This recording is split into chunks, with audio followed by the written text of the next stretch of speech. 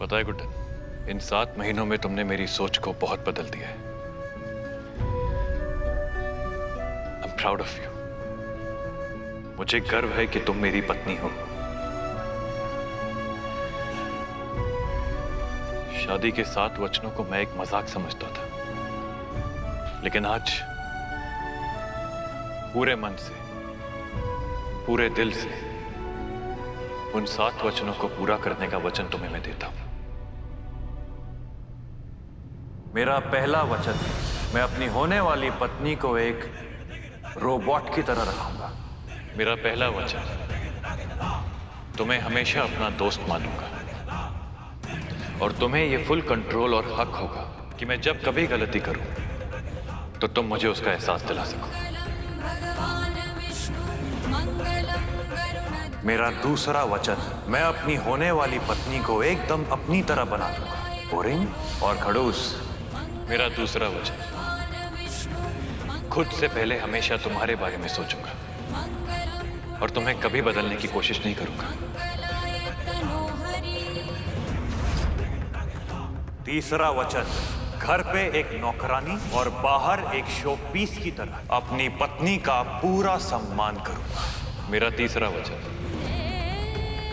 जब तक मेरी सांसें चलती रहेंगी तुम्हारे सम्मान में कभी कमी नहीं आने दूंगा।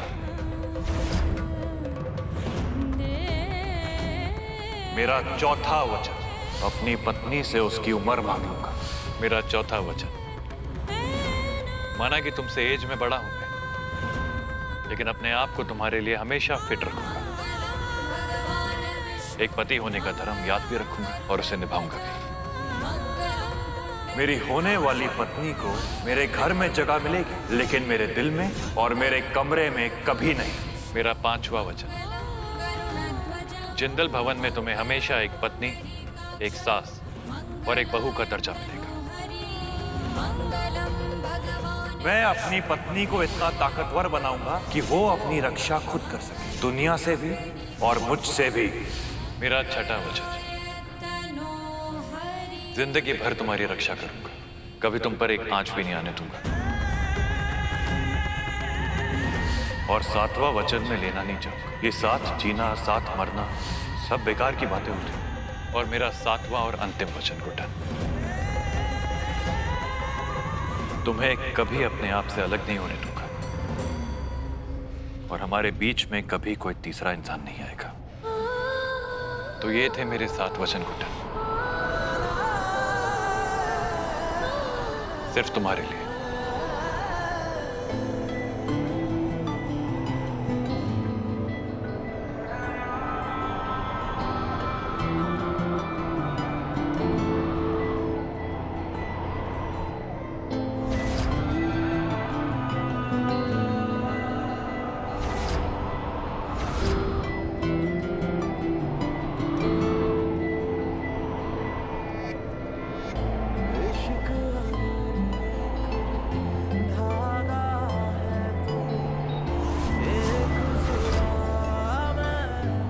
माइंड ब्लोइंग वचन दिया आपने जिंदल साहब। एक एक शब्द आपके दिल से निकला और हमारे दिल तक पहुंचा। मैंने कहा था ना कि अक्षत जिंदल अपनी जबान का पक्का है। अब आगे देखती जाओ।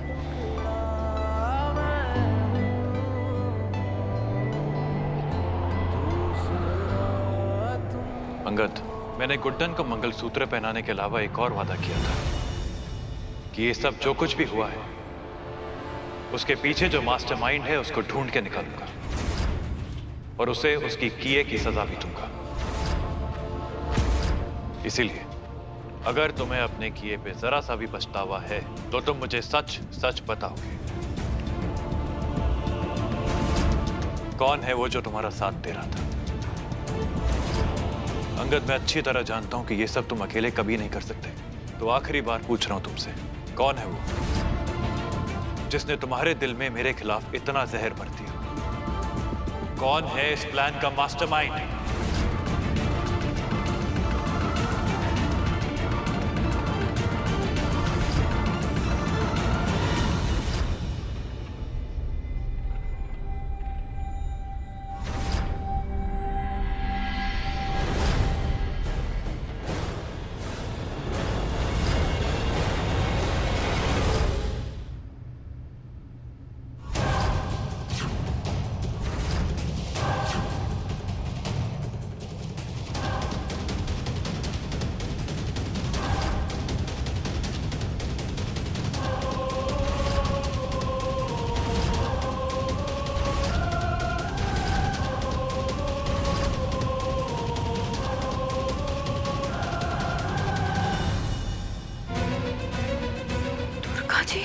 आप हैं इस महाभारत की शकुनी।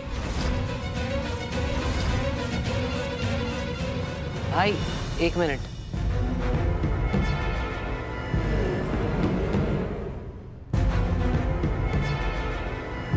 भाई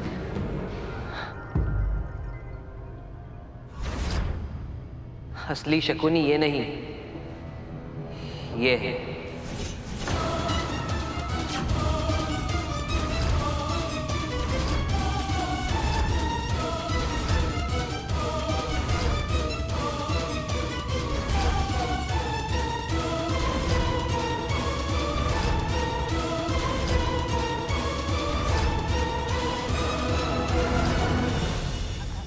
अंगद जी, आप ये कैसी बातें कर रहे हैं?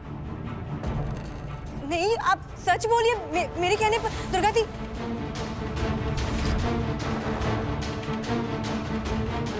झूठ बोल रहे हैं अंगद जी।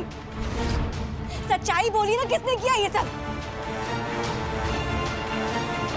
असलियत में तो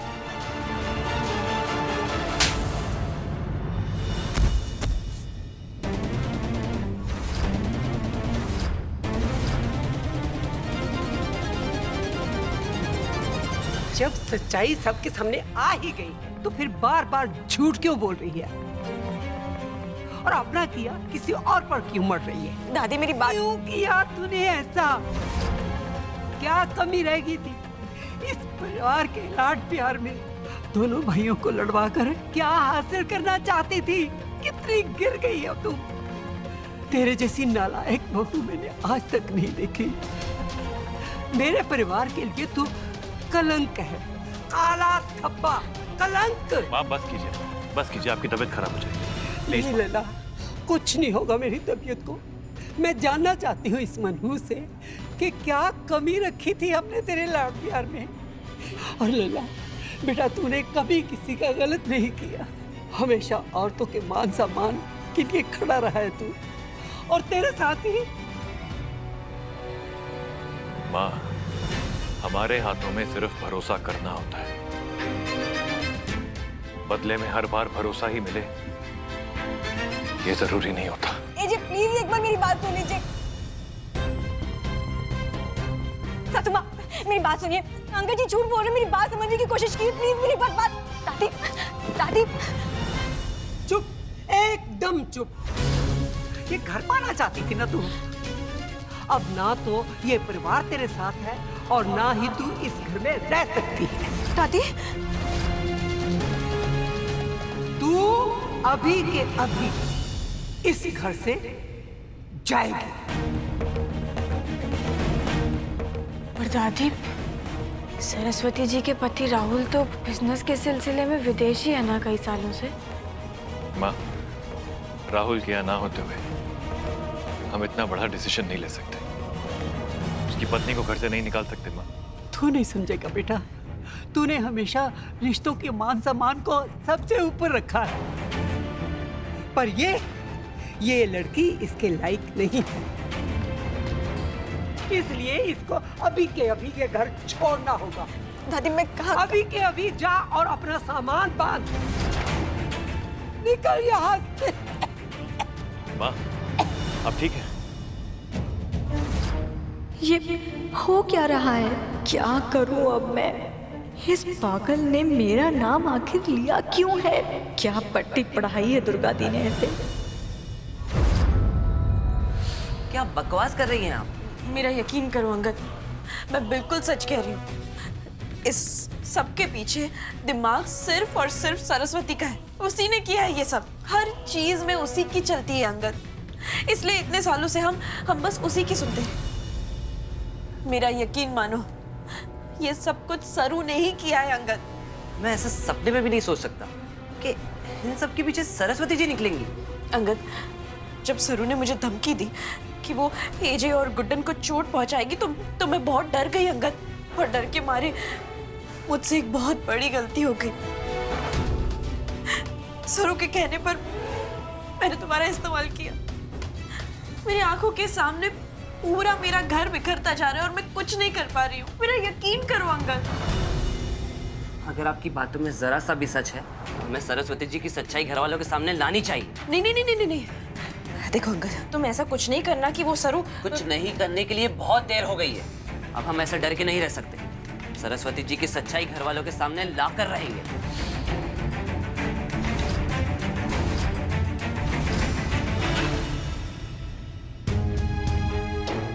मैं पानी लेके आती हूँ दादी। दुर्गा जी,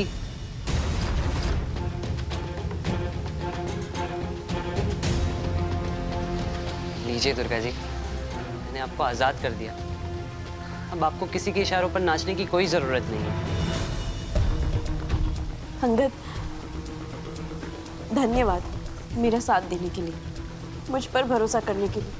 अगर तुम नहीं होते तो। आप पर भरोसा नहीं करता तो क्या करता? शक करता, वो भी आप पे। मैं तो खुद एक बहुत बड़ा पापी हूं, जिसे अपने पाप खुद धोने होंगे।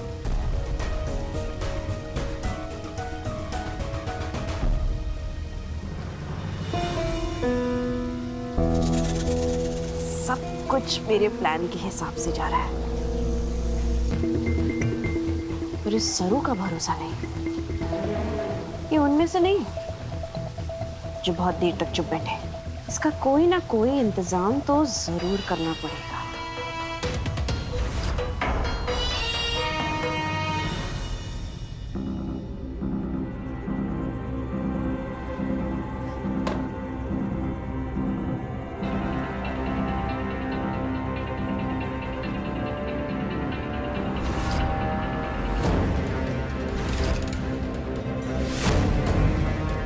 अब क्या करने आई है यहाँ पे आप जो चाहती थी वो मिल गया ना आपको? 100 चूहे खा के बिल्ली हज को चली। सारे पाप सारे कांड किए आपने और नाम लगा दिए मेरे पर। वैसे दुर्गा दी, सच कहूं मुझे ना जरा सा भी ताज्जुब नहीं हुआ, क्योंकि जो औरत खुद को बचाने के लिए अपने सगे भाई की बलि दे सकती है वो औरत कुछ भी कर सकती है।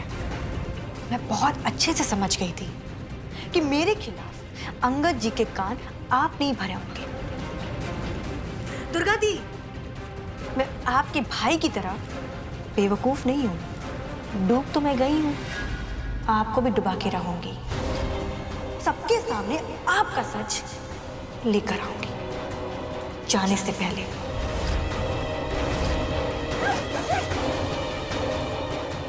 एक मिनट, इसका मतलब तुम इस घर में वापस कभी नहीं आना चाहती?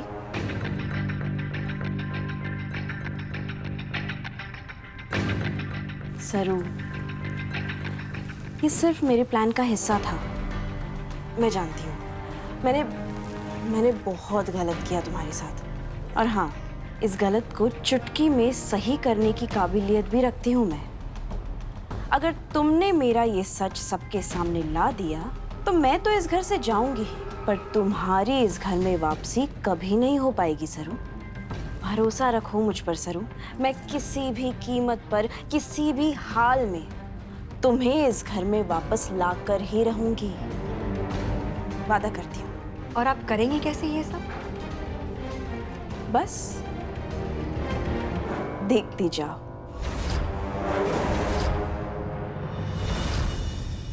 एक मिनट, कहाँ चले आ रहे हैं आप लोग? किसने बुलाया आपको? इन लोगों को मैंने बुलाया भाई।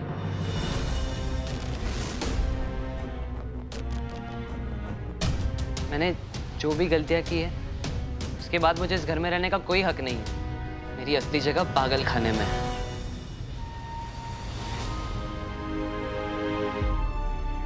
गुड्डन भाभी, मैंने आपके साथ जो कुछ भी किया उसके लिए माफी मांगने के लिए मेरे पास शब्द नहीं है। हो सके तो इस पागल को माफ कर दीजिएगा, यही मेरे पापों का प्रायश्चित होगा। रुकिए,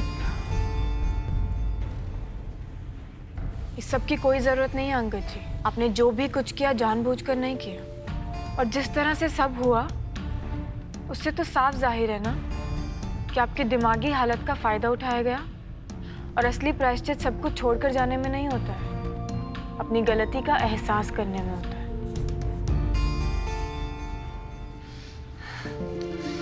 गुड्डन भाभी आप कितनी अच्छी हैं। ये सब होने के बावजूद आपने मुझ में अच्छाइयाँ देखी। अंगद जी उठिए ना, क्या कर रहे हैं आप? और अच्छाइयाँ के साथ साथ आपने मुझ में एक उम्मीद भी देखी। लेकिन मैं इस प्यार के, इस परिवार के, इन रिश्तों के बिल्कुल भी लायक नहीं हूँ। बिल्कुल भी लायक नहीं हूँ। जिंदल साहब बोलिए ना कुछ। इन्हें अपने आप को इतनी बड़ी सजा देने की जरूरत नहीं है। और अगर इनका फायदा उठाया गया तो इसमें इनकी गलती तो नहीं है ना। रोकिए ना इन्हें।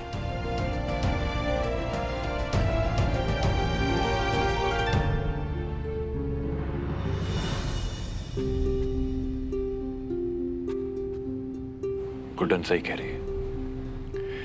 तुम्हें तुम्हारी गलतियों का एहसास हो चुका है, बस ये काफी है। हाँ, अगर मैं पहले वाला अक्षर जिंदल होता तो तुम्हारे साथ वही करता जो तुम इस वक्त खुद के साथ करने जा रहे हो। लेकिन गुड्डन का तरीका ठीक है। सबको अपनी गलती सुधारने का एक मौका मिलना चाहिए। और फिर तुम तो मेरे छोटे भाई हो, कहीं नहीं जाओगे तुम।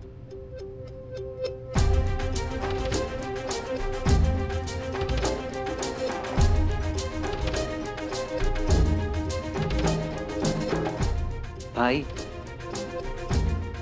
मैं सब ठीक कर दूंगा। मेरी आंखों में आप जो भाई ढूंढते हैं ना, वो भाई मैं आपको बन के बताऊंगा। आपको जो परेशानी हुई उसके लिए माफी मांगते हैं, पर आपके साथ आज यहाँ से कोई नहीं जा रहा है।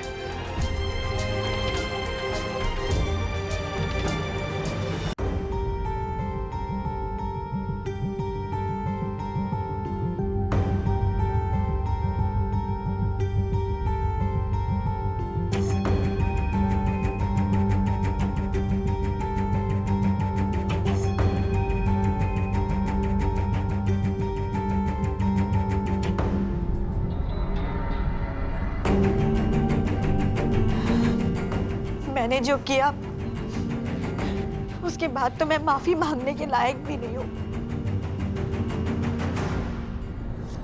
माफी तो क्या, मैं तो किसी भी खुशियों के लायक नहीं हूँ। जिंदल परिवार की बहू होने के नाते मैंने कोई भी धर्म नहीं निभाए, तो उनके दिए हुए गहने, साज, श्रृंगार, उन पर भी कैसा हक मेरा। मैं तो 2 मिनट भी रहने के लायक नहीं हूँ इस घर में। हो सके तो मुझे माफ कर दीजिएगा। दादी,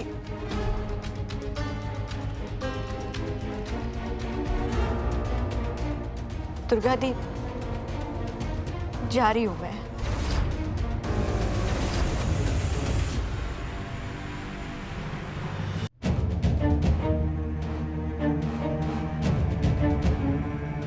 सरू जी, जो गलतियां आपने पहले की हैं, ये घर छोड़कर जाना भी उतनी ही बड़ी गलती होगी। जिंदल साहब, आपकी पत्नी होने के नाते हम आज एक निर्णय लेने की अनुमति ले सकते हैं आपसे। दादी माँ, क्या आपकी बहू इस घर की सास होने के नाते एक फैसला ले सकती है?